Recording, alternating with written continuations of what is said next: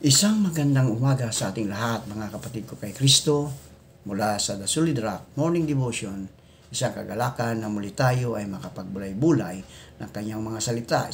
Mga ilang minutong pagbubulay-bulay ng mga salita ng Panginoon upang papurihan at sambahin ang ating Panginoong Jesucristo. Ang ating pong pagbubulay-bulayan sa magandang umaga ng Martes ay matatagpuan sa Marcos 16:15. At sinabi ni Jesus sa kanila, "Humayo kayo sa buong mundo at ipangaral ang magandang balita sa lahat ng tao." Ang mga alagad ay unang tinawag na Kristiyano sa Antioch. Ano ba ang ibig sabihin ng pagiging Kristiyano? Ito ba'y pagiging kaanib lamang ng isang reliyon? Christianity is much deeper than religion. Christianity is a way of life. Bilang way of life, may dalawang mahalagang features ang Christianity. Una, at ito ang saligan na ang inward features, may kinalaman sa personal na buhay na kaugnayan kay Jesus. Ang mga Kristiyano ay sumusunod dahil sa isang sistema o istruktura o ideolohiya, kundi sa isang personal kay Jesus. Nang tawagin ni Jesus ang mga alagad, tinawag niya sila hindi para gawin ang isang tungkulin o sumunod sa isang doktrina. Jesus called them first and foremost to be with Him upang sila'y magkaroon ng personal relationship with Him. Bawat Kristiyano ay dapat maging Jesus Christ Jr. Dapat maging kamukha tayo ni Jesus. Dapat ginagawa natin ang kanyang estilo, ang paraan ng kanyang pagsasalita at paglilingkod. Ang unang mahalaga ay ang ating being na nakasalalay sa karelasyon natin kay Jesus. Pagkatapos nito, ay saka na pa lamang ang doing. Kaya tayo human being at hindi human doing. Tayo po ay manalangin. Ama naming Diyos na mapagmahal, Ikaw ay napako sa krus dahil sa aming mga kasalanan. Salamat, Panginoon, sa pag-ibig mo. Aming itataas sa iyo ang aming mga kapatid sa pananampalataya na nangangailangan ng kagalingan dahil sa mga karamdaman. Naway pagalingin mo sila.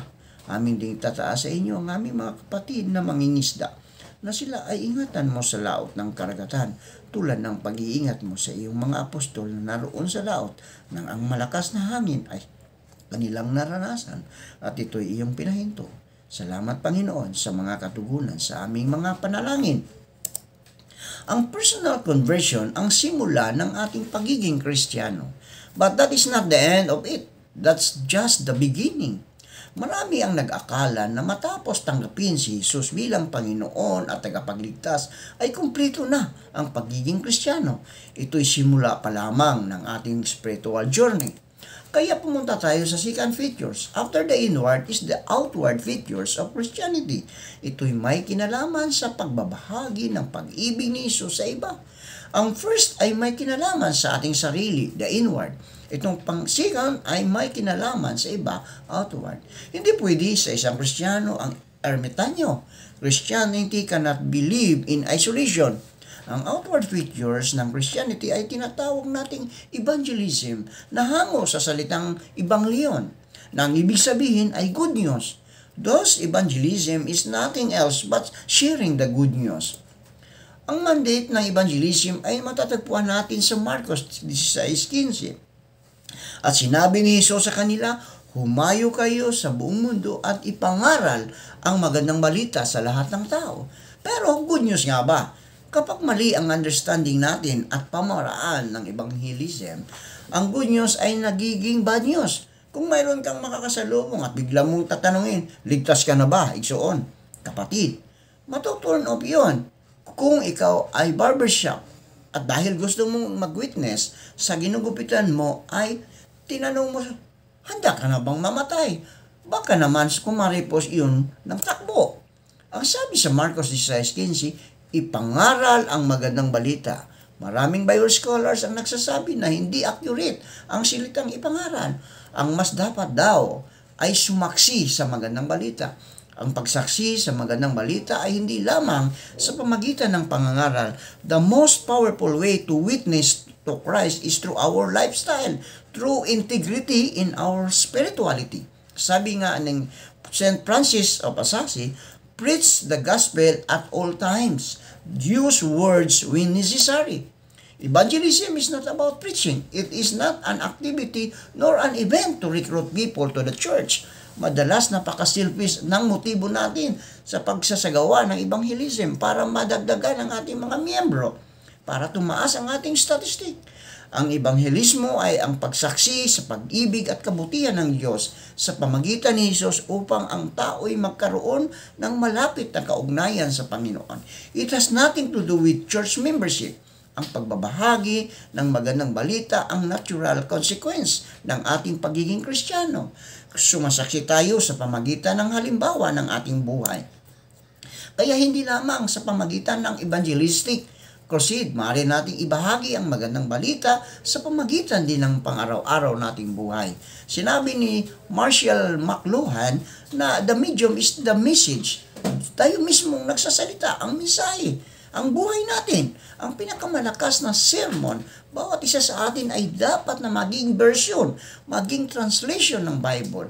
May mga taong maaaring hindi makabasa ng Biblia. Maaaring tayo lamang ang Bibliang mababasa nila. Tayo ang Living Bible Translation.